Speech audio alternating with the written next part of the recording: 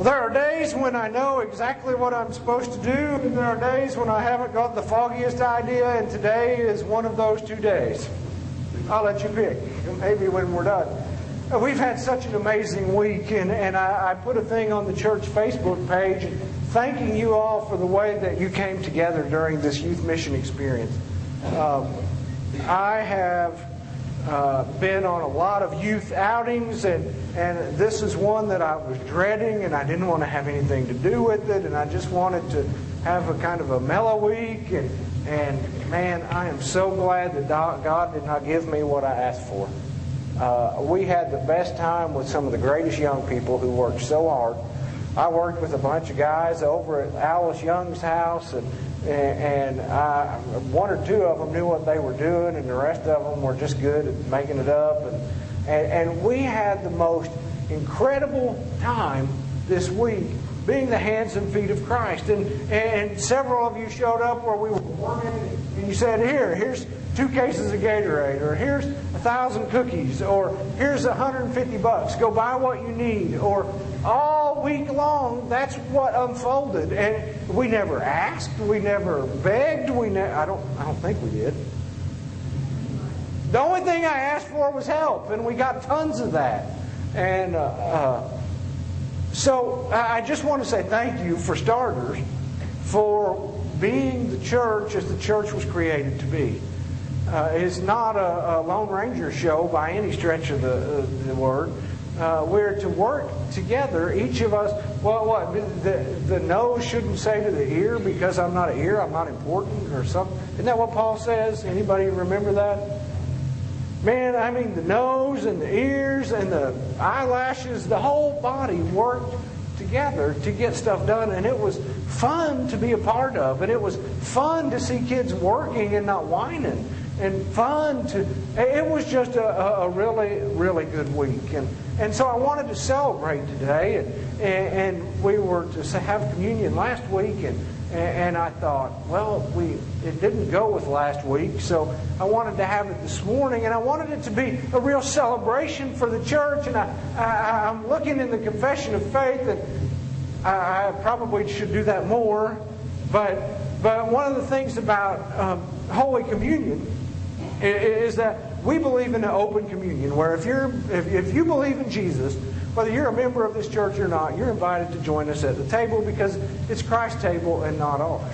We believe that the sacraments of communion, that the celebrating of Holy Communion together, is a means of grace whereby we might experience Jesus in a way that we never can outside of this particular action of taking Holy Communion. But I read something, and I know I've read it 1,000 times before, I just never paid attention. It makes a couple of statements about Holy Communion. One of them says that Holy Communion is a means of grace by which the church remembers and shows forth Christ's passion and death on the cross. Second thing is that it is also a means given to the church to celebrate and experience the continuing presence of Jesus Christ, the risen Lord. Now, with those 2 things, passion and celebration, fill in this blank. Every celebration needs a... Stop. You don't get to answer. You ever just want to beat your kids in front of everybody? Every celebration needs a what? Ice cream. That'll work. Every celebration needs a what? People. People with a heartbeat that are awake and participating. Every celebration needs a what?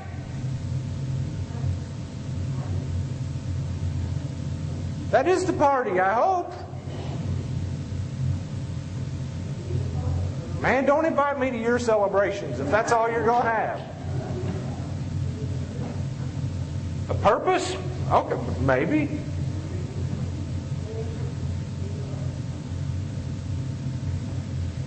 Bronson, what do you want to have at a party when you go?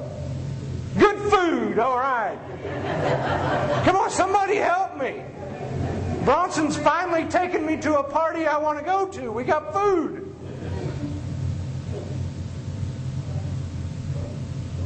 Joy? Music. All right, high five. Music. That's what I think a real party needs music. Now I need a helper. Derek. Oh, yes. I want you to be my helper. I mean, he is a young collegiate athlete. He is a specimen of the human race. I just want you to stand right here. Just stand right here like this for a minute. There you go. I need another helper. Somebody come help me. No, Cody's not a specimen.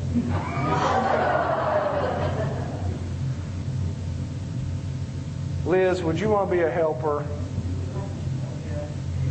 No. I was going to have your daughter, Janae, come help. Janae would be good. I need a couple of helpers from over here. Any helpers? This is going to be fun.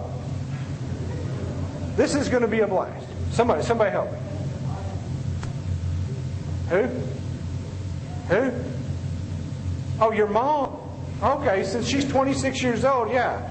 You would be a really. Can you come up here? Give me two more, real quick.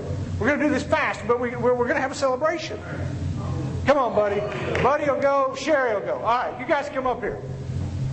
Because we're told you can't have a celebration without music. I got to wait till you're up here and you can't get out of it. Okay, microphones for everyone. I'm kidding. But it pays. It pays to be married to a music teacher. All right, I want you to hold that, please, Sherry.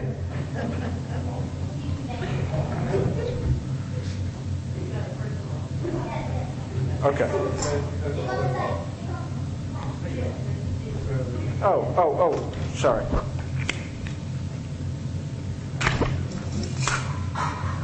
That looks like you.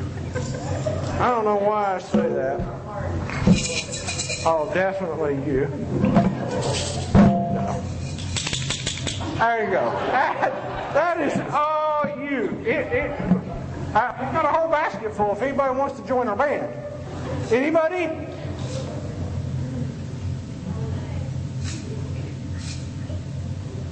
Okay. I know Bert's volunteering everybody. She needs to get up here. Okay, now, here's what we're going to do. We're going to be a band. And for 20 seconds, we're going to celebrate like we're having the biggest party ever. Because Holy Communion is a celebration. This is a celebration of Jesus. So don't go chintzy on me. All right? This isn't Aunt Esther's birthday party. This is the celebration of the risen Christ. All right? You guys ready? You're kind of helping us. If they don't put you in the mood to party, we can't have a party. Okay? All right? 3, 2, 1, go.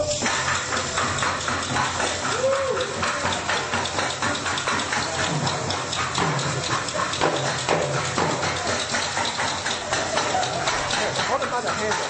Just hold. Keep guys. Hold this out. Just by the very tip. Go back to what you're doing.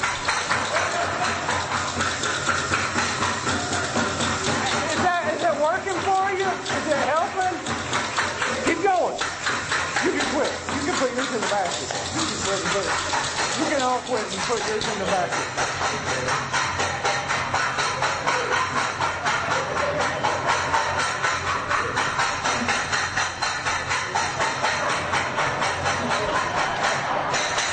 Okay, now seriously, who wants to go? Thank you. It was at least tolerable while everybody was celebrating together, but man, this thing. I mean, I would say it reminds me of that commercial with the little monkey. But I'm not going to say that, but I thought about it. Okay, well, As we prepare to have our celebration,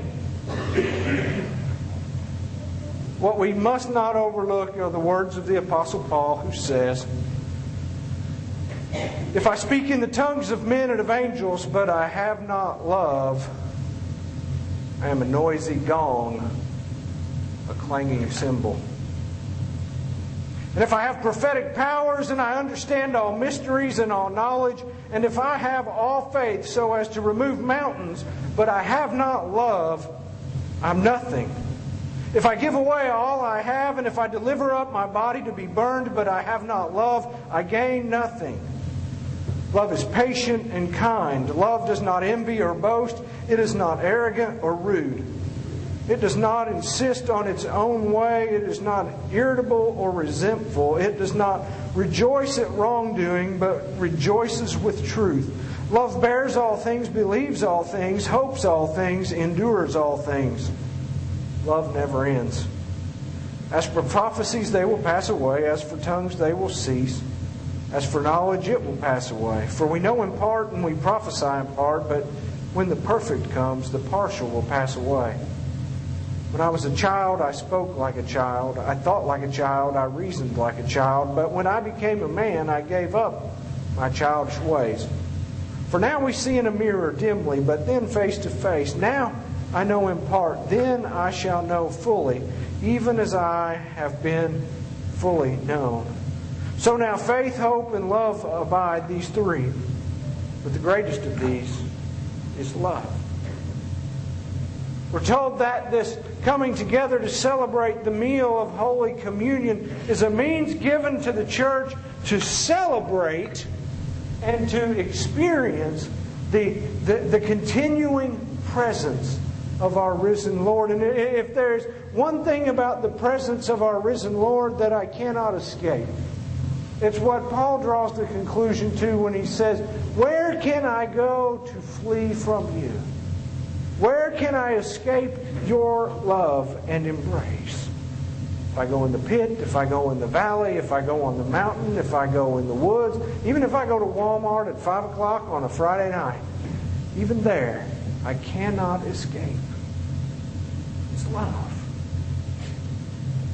Love, as we come to this table, is what we notice or are to be taking notice of, in particular, the love of Jesus Christ, because we're told, remember that first statement, a means of grace by which we remember and show forth Christ's passion and death on the cross. I mean, certainly it is a celebration of the risen Lord, but it's also a participation in His death. That passion that drove Him to the cross and that love that held Him on the cross. Passion and the love of Christ Jesus. And as I think about our world and all of the mess that's going on, I think, and I started to go there last week, but what's needed more than anything is this love of Jesus Christ that transcends all understanding. That's what changes hearts and minds and behaviors. That's what changes people's lives. That's what changes communities. That's what changes the story of humanity. Look what the love of Jesus did.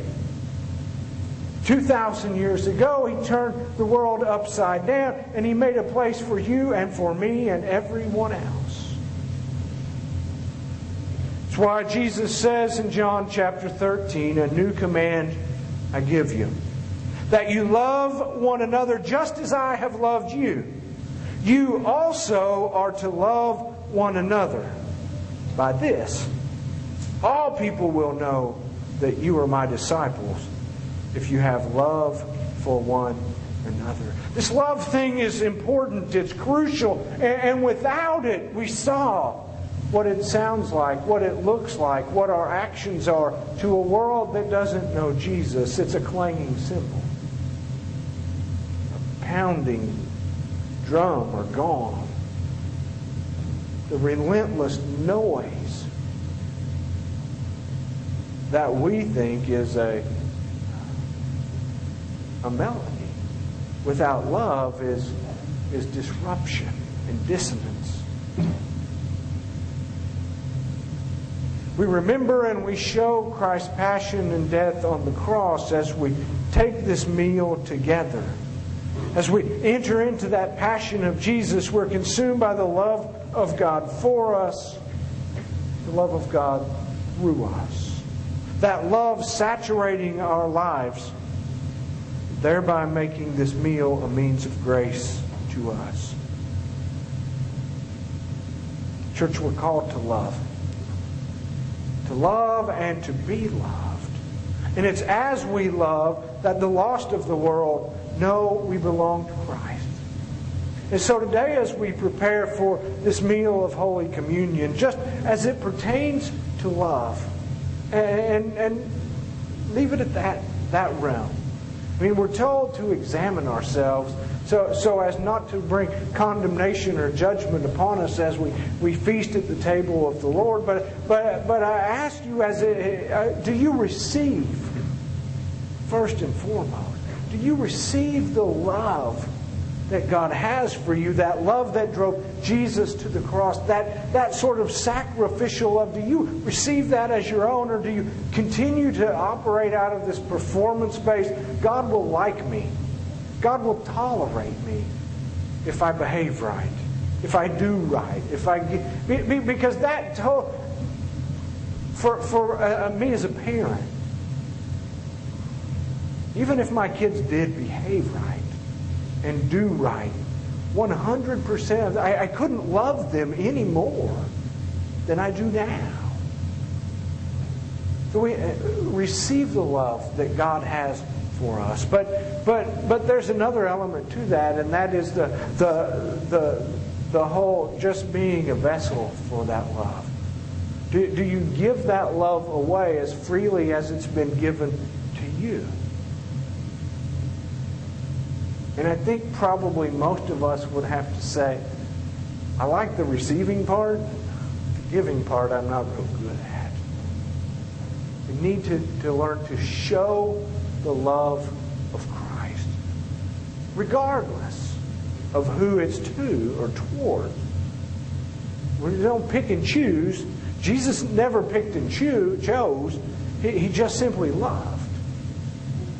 As we come to the meal today, I'd ask you to examine your heart as it pertains to love. Do you receive it from God, and do you give it back out?